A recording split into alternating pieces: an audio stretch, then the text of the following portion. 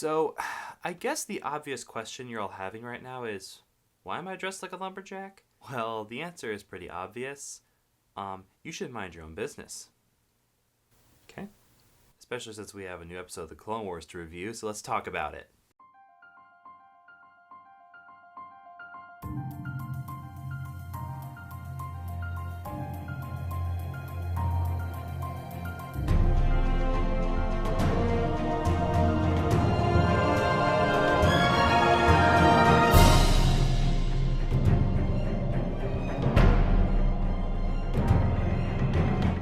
Alright, in all seriousness, this is the only clean shirt I had, so that's why I'm wearing this. I don't normally make it a habit of dressing like a lumberjack.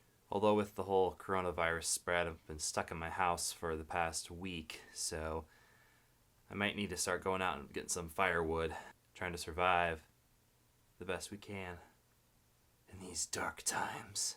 But hey, since we're still all in quarantine right now, it's great that we still have the Clone Wars to watch and discuss together, so let's do that right now. So we have a new episode today, or whenever you're watching this. I guess it was last Friday. Today is Friday for me, so I'm going to say today. The episode is called Without a Trace, which is kind of hilarious because one of the main characters in this episode that we're introduced to is named Trace. So that's an obvious pun. It's not coincidental in any way. That was intentional.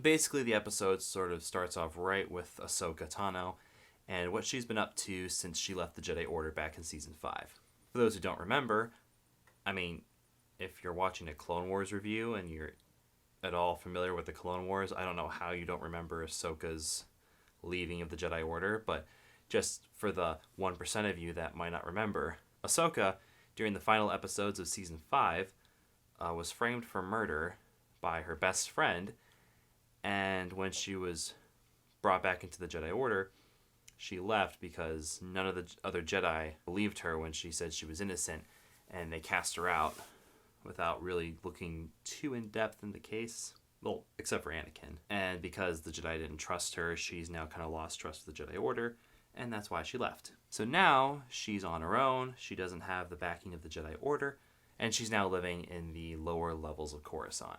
What's really cool is she's actually living on platform 1313. And if you have no idea what significance that has, well, I'm going to tell you right now. So, when George Lucas was still in charge of things, before Disney bought Star Wars, there was a video game in development called 1313, which was all about the underworld of Coruscant and would follow these smuggler-like characters, from what I understand.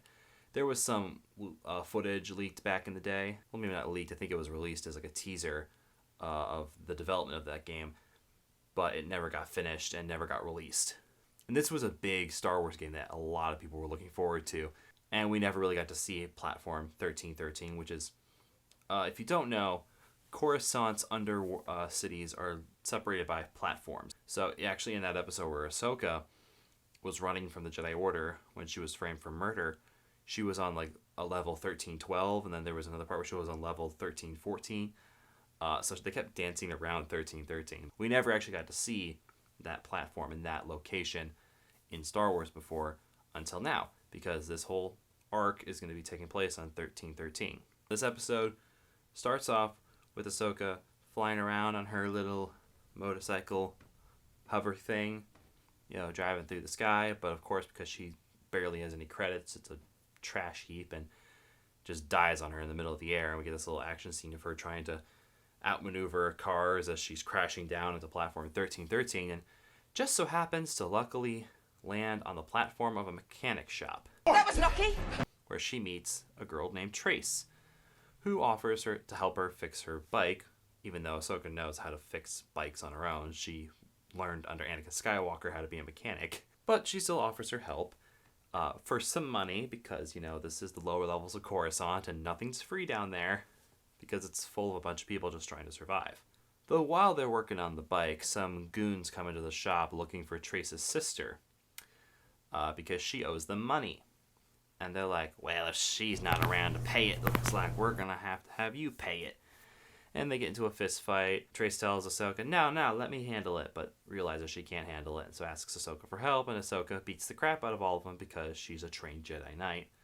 Though she doesn't have a lightsaber and doesn't use the Force, she's still a skilled hand-to-hand combatant and takes down a few goons very easily. And I love this little scene right here because Trace asks her, where did you learn to fight like that? And because Trace has expressed some anti-Jedi sentiment, which I'll get into in a little bit, Ahsoka doesn't want to reveal she's a Jedi or was a Jedi at one point. So she simply just tells her the truth, and that her older brother taught her how to fight like that. And I love this because it just goes to show the kind of relationship Anakin and Ahsoka had. They saw each other as brother and sister. So, to all you Anakin and Ahsoka shippers out there, please stop. I'm begging you. It's gross. It's weird. It's wrong. Anyways, Trace and Ahsoka decide to go find Trace's sister, and it turns out she's running a laundromat on 1313, which is also a front for a droid building operation that's apparently illegal. Trace's sister is very shady. She's a very shady character, kind of a get-rich-quick scheme kind of person. Oh, and her name is Rafa. I forgot to mention that. Yeah, she's actually Trace's older sister, who's been kind of taking care of the two of them together. I don't really know where their parents are. I'm assuming they're gone because that's just typical Star Wars storytelling. Nobody has parents. Trace, though, doesn't seem to be okay with a lot of this seedy underworld stuff that she does. But she's like, listen, we gotta take care of ourselves, girl, alright? This is my best impression of a girl. So, don't come at me. So Rafa makes a deal with a Twi'lek that comes to her shop, and he wants her to build a bunch of droids for him, which Rafa just throws on Trace and Ahsoka to do because she doesn't know how to build droids. Turns out, though, these droids are decommissioned demolishing droids. Ahsoka brings up the fact, though, that she recognizes these droids, like she's seen them before. And I don't think we've ever actually seen her interact with droids like this in the past, so I wonder where she saw them before. I mean, granted, Ahsoka has probably seen tons of droids in her life, but I don't know. I wonder if we've seen this before. I'd have to go back through tons of episodes to find out. So, I don't know. They don't look familiar to me. And this is kind of where just the rest of the episode goes. It's all about one of the droids. Trace forgot to put a restraining bolt on it, and it goes rampant throughout level 1313, and Ahsoka and Trace have to chase it down and stop it. And that's pretty much the rest of the episode. So, hey, if you guys liked this episode, you like this review, be sure to subscribe, and I'll see you later. No, I'm kidding, of course. There is still more to talk about, but, not much really. It's just a chase scene throughout the underworld of 1313. Ahsoka and Trace show some good camaraderie and some good teamwork and are able to take it down. Trace pushes the blue button on its face when she's able to finally catch up to it and climb onto it. Though she almost falls to her death, and Ahsoka grabs this forklift thing and grabs her. But then, of course, it starts to drag the forklift down with it. So she grabs a cable and a hook and hooks it up to a wall, and that's apparently not enough. So Ahsoka is forced to, use the Force to pull the forklift up with her. Of course, nobody really notices this, though, as most people just assume it was the cable pulling it. But there's this little kid who kind of notices, and he's like, what? They use the Force? What? Ahsoka tells Rafa that she probably shouldn't sell these droids because they could cause a lot of damage. But she's all like, yeah, I kind of want to eat this week, so I'll kind of need to sell them so I can get some credits. And she does. And Ahsoka, I guess, decides to stay with the crew, stay with Rafa and Trace until her bike can get fixed. And that's pretty much where the episode ends. This episode is pretty much just finding out about these new characters, introducing the new cast. And that's fine. It's a first episode. All in all, I liked it. It was a good episode. There's just not really much to talk about because there's really not much else that happens in this episode except, let's chase around a droid. I do like the atmosphere they've created and the designs of how 1313 looks. There are some pretty areas, but there are also some more run-down areas. And it's interesting to see more of the underworld of Coruscant and how not everyone really does well on Coruscant. Not everyone is rich and powerful.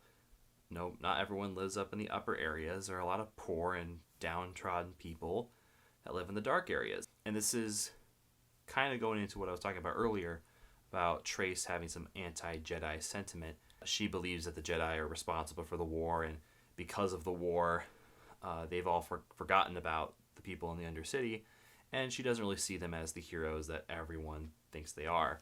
I mean, Ahsoka argues with her for a little bit on it, but doesn't really go further into that because she doesn't want to reveal that she's a Jedi. She brings up, like, well, the Jedi didn't start the war, and she's like, it doesn't matter.